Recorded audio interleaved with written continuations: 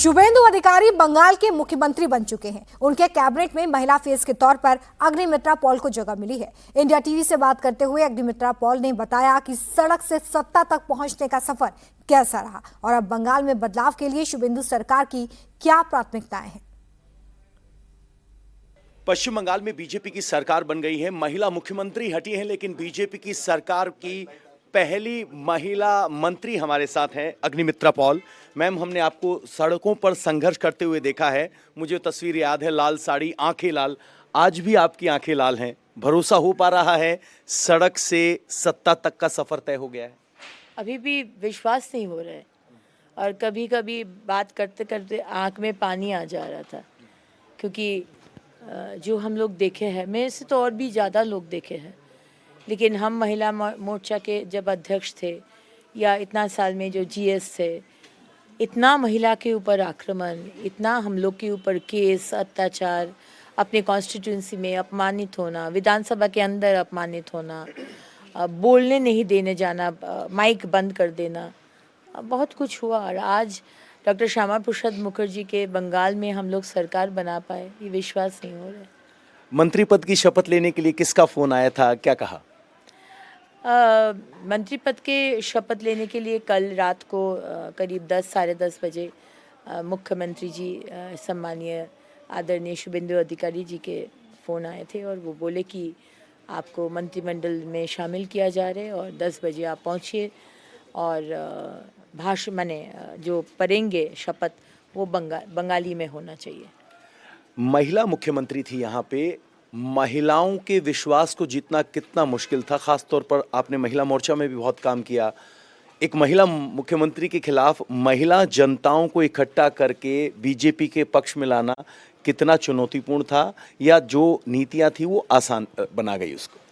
देखिए, पहले तो मुश्किल था क्योंकि हमारे लास्ट सरकार और ममता बनर्जी ने जो लखीर भंडार दिए थे 1000-1200 रुपया, वो एक बहुत ज़्यादा इफ़ेक्ट हुआ था महिला के ऊपर। लेकिन हम लोग जब देखे लास्ट 2-3 साल से, ऐसे तो 15 साल से ही महिला के ऊपर अत्याचार हो रहे, लेकिन जिस तरह से आरजी कौर के डॉक्टर अभया का खून हुआ, कालिया चौक, कालियागंज, दुर्गापुर, जयनगर, हर दिन महिला के ऊपर अत्याचार। 6 महीना के बच्चे से 60-80 साल के हमारे बुजुर्ग औरत को भी छोड़ा नहीं जाता। तो मुझे लगा कि महिला का कहीं लगा कि इस पैसा किस लिए, जब बेटे का नौकरी नहीं है, हमारे बेटे, हमारे हस्बैंड दूसरे राज्य में काम करने जा रहे, इधर हमारे घर नहीं है, हमारे घर में पानी नहीं है, रास्ता नहीं है, बच्चों का जो स्कूल है वो बंद होके पड़ा है, खाना जो देते हैं मिड डे मील के वो एकदम माने बहुत ही ख़राब, एकदम पानी का जैसा दाल और हफ्ता में 1 दिन अंडा। तो किस लिए हम लोग ये 1200 रुपया ले रहे हैं, किसके लिए? और उसके ऊपर कोई सम्मान नहीं, कोई सुरक्षा नहीं, किसी भी टाइम कोई महिला रास्ते से जा रहे, कुछ भी हो सकता है। तो मुझे लगता है कि ये भरोसा महिला हम लोग के ऊपर दिए, मोदी जी के ऊपर, और हम लोग भी माने कन्विंस करने में हम लोग कामयाब हुए। आप आसनसोल से जिस सीट से जीती हैं, 40,000 का margin, one of the largest margin in West Bengal assembly. उम्मीद थी आपको इतना है? क्योंकि एक बहुत बड़ा मुकाबला दिखाई दे रहा था, एक बहुत एक्सपीरियंस चेहरा आपके सामने था। एकदम उम्मीद नहीं थी। हम सोचे कि 1-1.5 हज़ार वोट से भी जीत जाएंगे, तो भी मैंने जीत, तो एक वोट से जीतना भी जीत है, जीतना मुझे है। लेकिन हमारे जो कंटेंडर थे तो वो मैंने थोड़ा ये थे, एक्सपीरियंस वाले, 4 बार के विधायक, एडीडीए चेयरमैन, मेयर, और लोगों का भी एक था ना कि वो तो कभी हारे नहीं है, उसका तो थोड़ा ये मैंने एक कहा होता है ना। लेकिन तब तो वो जब थे तब अग्निमित्रा पॉल नहीं थे। गिनती शुरू होने लगी तो क्या हुआ? काउंटिंग में भरोसा हो पा रहा था? एकदम पहला जो राउंड हुआ उसमें हम 6-6.5 हज़ार से हम आगे, उसके बाद फिर हो गया 10,000। तो जब होता गया ना, तब बिलीव नहीं हो रहा था कि आसनसोल दक्षिण हाथ उठा के पूरा आशीर्वाद किया है। अभी आपको पोर्टफोलियो तो नहीं मिला है, लेकिन आपकी प्राथमिकताएं क्या होंगी सरकार में जाते वक्त? प्राथमिकता होगी पहले law and order completely in डोलड्रम्स, तो लॉ एंड ऑर्डर को ठीक करना है, महिला के सम्मान सुरक्षा, हेल्पलाइन नंबर, जो हम लोग मैनिफेस्टो में दिए हैं, हर महकुमा में एक विमेन पुलिस स्टेशन, हर पुलिस स्टेशन में एक women desk, covering all CCTV कैमरे। महिला सुरक्षा, नागरिक का सुरक्षा फर्स्ट प्रायोरिटी। उसके बाद इंफ्रास्ट्रक्चरल डेवलपमेंट, घर नहीं है, पानी नहीं है, शौचालय नहीं है, रास्ता नहीं है, हेल्थ सेंटर नहीं है, आयुष्मान भारत नहीं है, स्कूल्स बंद हो गया, 8,000 स्कूल्स। ये इंफ्रास्ट्रक्चरल डेवलपमेंट का बहुत काम बाकी है, और आयुष्मान भारत खोलना है, ये भी बहुत बड़ा प्रायोरिटी है। हैप्पीनेस इंडेक्स को बढ़ाना है। एक फिनलैंड, शायद मुझे लगता है, हैप्पीनेस, पीपल आर हैप्पी सबसे ज़्यादा फिनलैंड में, तो बंगाल में भी वो हैप्पीनेस इंडेक्स को फिनलैंड से भी ज़्यादा करना है। एक मेरे मन में सवाल आया, नमन्ना के सामने आपके बहुत सारे प्रोटेस्ट देखे, एक विधायक के तौर पे आप कभी नमन्ना गए हैं? नमन्ना कभी घुसने ही नहीं दिया। नमन्ना के हम लोग का जब आंदोलन होता था, नमन्ना घिराव, तो तब तो जैसे वो ग्रेट वॉल ऑफ चाइना है ना, वैसा ग्रेट वॉल ऑफ चाइना जैसा वो लोग कोलकाता पुलिस ने बना देता। माने वो लोग क्या इस्तेमाल करता है, अभी तो हम लोग का सरकार है, अभी मालूम पड़ेगा कि क्या इस्तेमाल करता है। और पानी छोड़ता था, कभी कभी तो ऐसा पानी छोड़ा ना, उसमें केमिकल दे दिया, ऐसा केमिकल नील रंग हो गया और जलना शुरू हो गया ऐसा।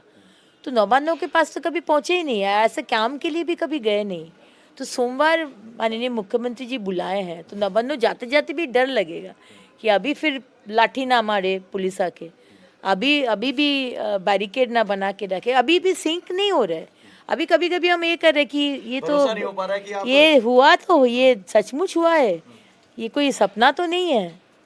रॉयटर्स से सरकार चलाने की बात हो रही थी, आप कह रहे हो कि पहली कैबिनेट बैठक नमन्ना में होगी। देखिए, ऐसा ही आज सुनने में आया है, क्योंकि राइटर्स अभी तक रेडी नहीं हुआ है, क्योंकि ममता तो कुछ किए नहीं है राइटर्स को रेनोवेशन में, तो अभी भी 6 महीना शायद 1 साल का काम बाकी है। तो तब तक हम लोग नवान्नों जाएंगे। नवान्नों तो ममता बनर्जी का कोई पैतृक संपत्ति नहीं है, वो तो हम लोग का टैक्स पेयर का पैसा से ही हुआ है, तो वो हमारे ऑफिस होंगे। एक आखिरी सवाल, अभिषेक बनर्जी ने आज एक लंबा चौड़ा पोस्ट किया, कहा कि हम बहुत मुश्किल चुनाव लड़े जिसमें इलेक्शन कमीशन बायस था, लाखों वोट हटा दिए गए। ममता बनर्जी ने भी अपने फेसबुक प्रोफाइल में अपनी सीएम टर्म को लिखा है, एक्स सीएम नहीं लिखा है अभी तक। क्या कहेंगे, क्या रियलिटीज़ को वो समझ पा रहे हैं? देखिए, जब हार जाते हैं ना, तो हार को ग्रेसफुली एक्सेप्ट करना भी आपका नेतृत्व का वो एक टैलेंट होना चाहिए, ट्रेट होना चाहिए। इस तरह के बच्चों में हम लोग जब छोटे थे ना, कैरम खेलते थे कि लूडो, तो हार जाते थे ना, तब सब गोटी को ऐसा करते, हम खेलेंगे नहीं। तो ममता बनर्जी वैसे ही कर रहे हैं। अब हार गए, अब बोले इलेक्शन कमीशन ये किया, अभिषेक बनर्जी बोले वो किया।